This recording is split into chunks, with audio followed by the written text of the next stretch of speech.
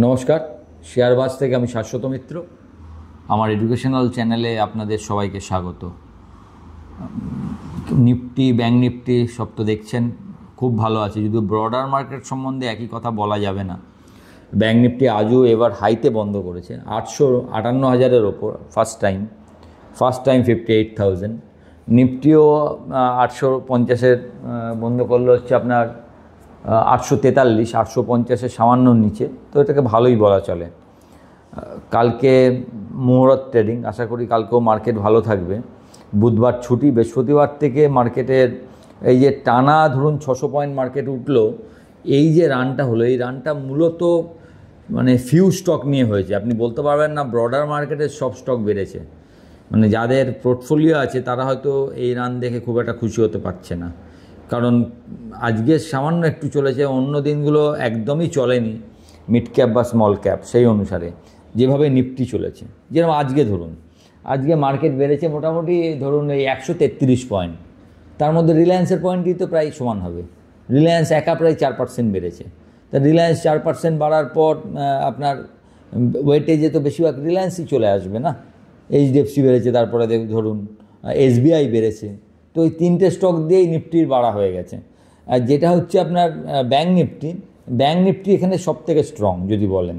ব্যাঙ্কগুলো দেখুন, ব্যাঙ্কগুলোর রেজাল্টও অসাধারণ হচ্ছে। তার সঙ্গে আপনি দেখুন, আগের দিনই বলেছি ইন্ডিয়ান ব্যাংকের রেজাল্ট দেখুন। সবচেয়ে বড় কথা হচ্ছে প্রাইভেট ব্যাঙ্কগুলো আস্তে আস্তে ঠিক হচ্ছে, যদিও আইসিআইসিআই রেজাল্টের পর একটু পড়েছে, আজকে 3% মতো ডাউন হয়েছে, কিন্তু এইচডিএফসি বা অ্যাক্সিস ভালো জায়গায় গেছে। যদিও অ্যাক্সিসে 1230-40টা একটা কনজেশন জোন, আশা করি এই কনজেশন থেকে আবার একবার 1180-1200 আসতে পারে, কারণ এই জায়গা থেকে বারবার এর আগেও দেখবেন 1230-40 এই জায়গাটায় অ্যাক্সিস ধাক্কা খেয়েছে। এখন যদি এর ওপরে খুলে এবং বা এর ওপরে বন্ধ করতে পারে তখন সেটা আলাদা, কিন্তু এই জায়গাটায় আপনি একবার আশা করতে পারেন যে নিচের লেভেলে আরেকবার হয়তো অ্যাক্সিসকে আমি পেতে পারি বলে আশা করতে পারেন আর কি। আরবিএল ব্যাংকের যে চুক্তিটা হয়েছে, সেই চুক্তিটা দেখছেন আরবিএল খুব ভালো আছে, কিন্তু আরবিএলের চুক্তিটা কী করেছে জানেন? এই ব্যাংক সেক্টরকে রিরেটিংয়ের মতো করে দিয়েছে। মানে আরবিএলের মতো ব্যাংক যদি এই চুক্তি করতে পারে, এরম যদি একটা কিছু হতে পারে, এবং সেখান থেকে যে ভ্যালুয়েশন আরবিএল ব্যাংক পাচ্ছে, সেটা অন্য ব্যাংকগুলো ভাবছে যে আমরাও ছোট ব্যাংকগুলো একটা আলাদা ভ্যালুয়েশনে যেতে পারে। ছোট্ট একটা ব্যাংক অনেক আগে আপনাদেরকে রেকমেন্ড করেছিলাম, south India bank, south bank বলে। তো ওই ব্যাংকটা দেখবেন আজকে প্রায় 40 টাকার কাছাকাছি। আমি মনে হয় 8-10 টাকায় রেকমেন্ড করেছিলাম আজ থেকে 2 বছর আগে, 23-24 সালে কোনো একটা টাইমে। তো ব্যাংক একটা আলাদা, ব্যাংক সব থেকে ভালো আছে। এবং আমি অনেক দিন আগে থেকেই আপনাদের বলছি যে এই র্যালিটা মূলত ব্যাংক এবং এনবিএফসি এদের ওপরই ভর করে চলছে র্যালিটা। এটা মেনলি ব্যাংক, এনবিএফসি এবং ব্যাংক রিলেটেড, মানে সুদ রিলেটেড সেক্টরগুলো, যেরকম ধরুন গাড়ি খুব ভালো চলছে, অটো। তার কারণটা কি বলুন তো? এই যে লোকের কাছে প্রথমে ট্যাক্স কমেছে, 12 লাখ টাকা অবধি আপনাকে ট্যাক্স দিতে হচ্ছে না, আপনার হাতে একটু বেশি পয়সা। তারপরে হচ্ছে কি জিএসটিটা 18%, এই যে এত কমে গেল, এর ফলে একটা বিপুল বিক্রি হয়েছে। মারুতি একদিনে রেকর্ড 50,000 গাড়ি বিক্রি হয়েছে, মানে এটা হচ্ছে সর্বকালীন রেকর্ড প্রায়, মানে এই ফেস্টিভ টাইমে। টাটা মোটর বলছে ওদের 25,000 বিক্রি হয়েছে, not a matter of joke. তারপরে আপনি দেখুন, কালকে একটা রিপোর্ট পড়ছিলাম, বলছে যে এই যে দাম কমে যাবার ফলে কি হয়, লোকে যেটা কিনছে সেটা আর কিনছে না। মানে আগে আপনি হয়তো 43 ইঞ্চি টিভির জন্য দেখছিলেন, এখন আপনি খোঁজ করছেন না আমার 70 ইঞ্চি চাই বা 85 ইঞ্চি চাই। কালকে একটা রিপোর্ট দেখছিনি যে 85 ইঞ্চি টিভির সবথেকে বেশি লোকে খোঁজ করছে, মানে খোঁজ হচ্ছে। তার মানে বুঝুন, মানে আমাদের অ্যাসপিরেশন বেড়ে যাচ্ছে, আমরা আরও ভালো কী করে থাকা যায়। মানে ইকোনমিটা, আমাদের ইকোনমিটা মেনলি কী ছিল জানেন? আমরা ছিলাম সেই পুরনো দিনের Warren Buffett economy. Warren Buffett কী বলেছিলেন আগে জমিয়ে নাও, জমাবার পর যেটুকু টাকা তোমার আছে সেইটুকু টাকায় তুমি খাওয়া দাওয়া, ঘোরাফেরা, মজার কাজ সব কিছু করবে, কিন্তু ফার্স্টে তোমাকে দেখতে হবে ইনকামের 40% বা 50% আমি জমাবো, বাকি 50%-এর মধ্যে আমাকে সব ম্যানেজ করতে হবে। আজকের ইকোনমি কিন্তু তা নয়। ইকোনমিতে লোকে কী ভাবছে, আগে ভোগ করো, ভোগ্য বস্তুর উপরে লোকে ইএমআই দিচ্ছে। আপনার ইনকাম হয়তো কম, তবু আপনি বড় ইএমআই, একটা ভালো ফোন আমার হাতে থাকবে, একটা ভালো টিভি থাকবে ঘরে, আমি একটা ভালো একটা শার্ট পরবো, নামি দামি কোম্পানির শার্ট, ব্র্যান্ডেড শার্ট যাকে বলে, ব্র্যান্ডেড প্যান্ট, ব্র্যান্ডেড জুতো। তো এই জায়গাটার ফলে আমাদের ইকোনমি অনেকটা আমেরিকার মতো সেই কার্ড নির্ভর ইকোনমি, যে আমার ইনকাম যাই হোক না কেন আমি আস্তে আস্তে শোধ করব, এই দিকে আস্তে আস্তে টার্ন নেবার চেষ্টা করছে। আমার যদিও মনে হয় না যে সেটা খুব একটা ভালো ইকোনমিক হিসাবে, যে আপনি হিউজ এই ধরনের লোন থাকাটা ভালো বলে আমার মনে হয় না। তবে চেষ্টা তো হচ্ছে, এক ইকোনমি যাচ্ছে ওই দিকে, আপনি তো আটকাতে পারবেন না। তা আমাদের দেখবেন অ্যাসপিরেশান সব জায়গায় বাড়ছে, ছেলেপিলে বড় হচ্ছে, তাদের একটা আশা আকাঙ্ক্ষা সব বেড়ে যাচ্ছে। নব্য মিডিল ক্লাস যেটা তৈরি হয়েছে, আপনার ইনকামটা বেশি হয়েছে বলে নব্য মিডিল ক্লাস তৈরি হয়েছে, এবং তারাও আবার নতুন করে জানবেন টাকা যত, আমরা ইকোনমিক্সে একটা জিনিস আছে দেখবেন যে সূত্র হিসাবে, যে যত বেশি টাকা তত তার চাহিদা কম। কেন বলুন তো? আপনি সব পেয়ে গেছেন। যারা হায়েস্ট ইনকাম করে, মানে খেলোয়াড় বলুন, চিত্র অভিনেতা বলুন, তাদের আর নতুন করে কিছু টাকার পাওয়ার নেই। মানে আপনি কি কিনবেন? কিন্তু আমি ধরুন মিডিল ক্লাস, আমাদের কাছে অনেক কিছু কেনার আছে। আপনি হয়তো একটা মারুতি কিনেছেন, আপনি ভাবছেন না আর একটু ওপরে কিনবো অন্য গাড়ি, সেটা কিনে নিলেন, তারপরে ভাবছেন না আমি তাহলে একটা অডি বা মার্সিডিস কেনা যায় কিনা। তো আপনার কাছে এখনও ওপরে যাওয়ার অনেক জায়গা আছে। ফলে সেই খরচাগুলো দেশের একদিক দিয়ে আবার এটার ইকোনমিকে উজ্জীবিত করছে, সঞ্জীবনী দিচ্ছে। আপনার যা তৈরি করছেন সমস্ত কিছু বিক্রি হয়ে যাচ্ছে।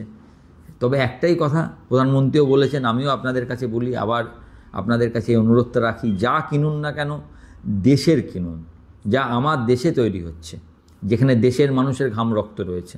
তাহলে কী হবে? দেশের লোকের কাছে টাকাটা যাবে, দেশের ইকোনমি বাড়বে, আমরা ভালো থাকব।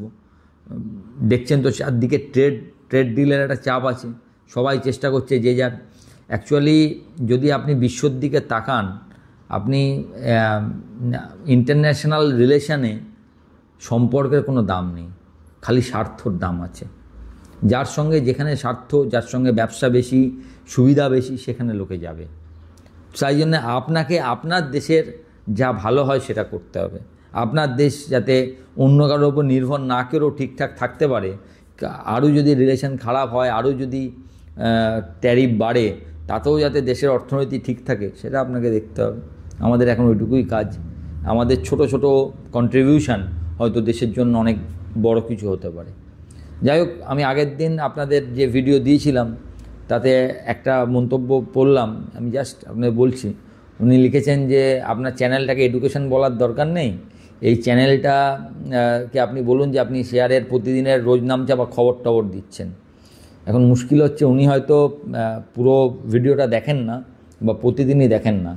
অ্যাকচুয়ালি আমাদের প্রথাগত একটা ব্যাপার আছে যে শেখানো মানেই হচ্ছে তোমাকে একদম ধরে ধরে সিলেবাস অনুযায়ী পরপর পড়াতে হবে। সেই পড়ানোর থেকে একটা গল্পের, আমি যেরকমভাবে আপনাদের সঙ্গে বলি তার থেকে আগের দিনই যেরকম বলুন, উনি যেটা দেখেননি, আপনাদের সঙ্গে গল্প করতে করতেই একটা বলেছিলাম, আপনাদের মনে আছে কি না, যে নিফটিতে কেউ যদি 700 নেয় সে কালকেও নিতে পারে, কালকেও তার নেওয়ার জায়গা আছে। খালি তাকে ভাবতে হবে কি হতে পারে, তার স্টপ লসটা জানতে হবে। 700 নিলে আমি বলেছিলাম 350 স্টপ লস, তাহলে আপনার স্টপ লস হচ্ছে 350-400 পয়েন্ট।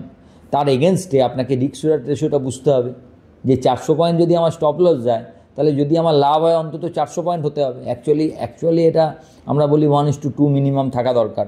তাহলে 400 পয়েন্ট ক্ষতি হলে লাভটা অ্যাটলিস্ট 800 পয়েন্ট। আমি ধরলাম 400 পয়েন্টই আছে, তার মানে কি আপনাকে যখনই 700 নিতে হবে আপনাকে ভাবতে হবে আপনি এটা 26,100 ভাবছেন কি না। তাহলে এই যে এটা বলছি যে রিস্ক রিওয়ার্ড কী করে ভাববেন, কি করে আপনি স্টপ লসটা কোথায় দেবেন, এটা কি কোনো এডুকেশন নয়? এডুকেশন মানে কি ওই প্রতিদিন দেখে দেখে কিছু আঁকিবুকি করা? আঁকিবুকি আপনি করাটা আমি খারাপ বলছি না, প্রতিদিনের দরকার।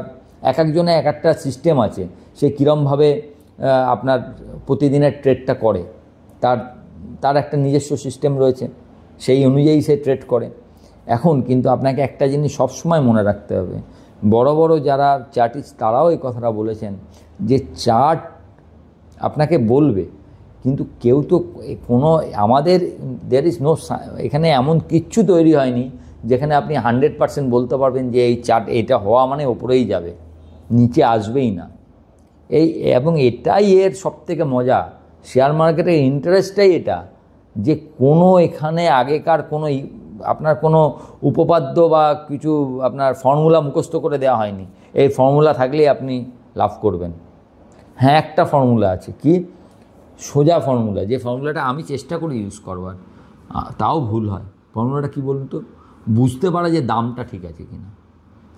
শেয়ারটা যখন কিনছেন তার ভ্যালুয়েশান, তার সব কিছু দেখে তার দামটা ঠিক আছে কিনা।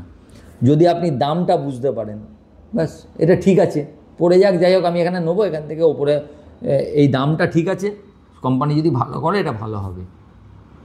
একইভাবে আজকে নিফটি আপনি 25,843 দেখছেন। আপনি যদি বোঝেন যে ইকোনমির এই অবস্থা, দেশের এই অবস্থা, ইন্টারন্যাশনাল এই অবস্থা, এই আমার কাছে পজিটিভ আছে, এই নেগেটিভ আছে, these are pros, these are cons, এই হিসাবে এই ভ্যালুয়েশনটা আসা উচিত। এত পিতে নিফটিটা চলা উচিত, এত মাল্টিপল নিফটির পাওয়া উচিত। ইটস ওকে, 200 পয়েন্ট এদিক ওদিক হতে পারে, কিন্তু যদি আপনি এটা বুঝতে পারেন তাহলে আপনি পয়সা করবেন।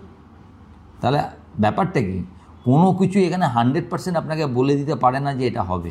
হ্যাঁ, আপনি যখন ট্রেড নেন, আমরা অনেক কিছু মেলাই, ফান্ডামেন্টাল মেলাই, তারপরে দেখে নিই কী কী নিউজ আছে, এই সেক্টরটা চলছে কিনা, কোম্পানির নিউজ কী কী আছে, কোম্পানি বোর্ডে কে কে আছে, তাদের কোনো কিছু এদিক ওদিক আছে কিনা, কোনো কর্পোরেট গভর্নেন্স ইস্যু আছে কিনা, এই সব দেখার পর এবার কখন নেব এই টাইমটা ঠিক করার জন্য আমরা কি করি, চার্ট দেখি। কারণ ইমিডিয়েটলি একটু নিচে দাম পাবো কিনা, আর একটু সস্তায় কিনতে পারবো কিনা। অ্যাকচুয়ালি ব্যবসায়ীদের জিজ্ঞাসা করলে, যদি আপনি জিজ্ঞাসা করেন যে আপনি লাভ কিসে করেন, সবসময় কিন্তু বেচেতে লাভ হয় না, লাভ হয় কেনায়। কত ভালো আপনি কিনতে পাচ্ছেন, কত সস্তায় আপনি কিনতে পাচ্ছেন, এটা বুঝতে পেলে। তাই সব কিছু দেখার পর আমরা চার্টটাকে দেখি। তো চার্ট একটা নয়, আপনি যারা মনে করেন যে শুধু ওটা দেখলেই আছে, এরকমও অনেকে আছে যে there is everything in the chart. সেটাও কিছু কিছু লোকে মনে করেন যে চার্টই বলে দেবে যে ওপরে যাবে কিনা, কোনো খারাপ খবর আছে কিনা, ভালো খবর আছে কিনা। আমি ওই দলে পড়ি না। আমি চার্টটাকে দেখি আর একটা এক্সট্রা হিসাবে, সব কিছু দেখার পর চার্টটাও দেখি, সব মিললে তবে কিনি, শুধু চার্ট দেখে কিনি না। তার সঙ্গে সেন্টিমেন্ট, বাজারের অবস্থা, ইন্টারন্যাশনাল অবস্থা, সেক্টরের অবস্থা, সব কিছু বিচার করি। তো এই সবই হচ্ছে আপনার শিক্ষা। এই যে গল্প করছি এতক্ষণ ধরে আপনাদের সঙ্গে, এটা গল্পের মতো হলো। এটা যদি আপনি অনুধাবন করতে পারেন, আপনি ওই 7% লোকের মধ্যে থাকবেন। আমাদের দেখেন না, যখনই আমরা কিছু করি 93% লোক আমাদের ফিউচারে লস করছে, 7% লাভ করছে। তো সবই এর থেকে আসে। তাই থাকতে গেলে জাস্ট আপনাকে শুধু মার্কেটের সঙ্গে থাকতে এবং সেটাকে অনুধাবন করতে হবে।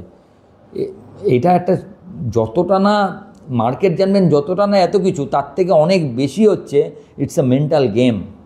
যে কি অবস্থা, কি ভাবছেন, কি হতে পারে, সেইগুলোকে ঠিকঠাক প্রেডিক্ট করা, তবে আপনি একজন ভালো ট্রেডার হয়ে উঠতে পারবেন। আর ইনভেস্টার হতে গেলে এর সঙ্গে আরেকটা প্রচণ্ড যুক্ত হবে ধৈর্য, ভাবনা, লং টার্ম কী হতে পারে 10 বছর পর, সেটা নিয়ে একটা চিন্তা ভাবনা। শুধু চিন্তা ভাবনা থাকলে হবে না, ধৈর্য যদি না থাকে আপনি পারবেন না। কারণ মার্কেটে তো ওঠানামা করবেই, একবার ওপরে গেলে যখন নিচে আসবে আপনি তো ভয় পেয়ে যাবেন। তাই এই সব মিলিয়ে একটা কমপ্লিট প্যাকেজ। যাই হোক, নিফটি যে জায়গায় আছে, কালকের দিনটা আমরা দেখে নিই, কালকের দিনটা নিফটি কোথায় বন্ধ করে। তারপরে বুধবারটা ছুটি আছে, বৃহস্পতিবার থেকে মোটামুটি 26,000-এ একটা ছোট বাধা পাওয়া উচিত।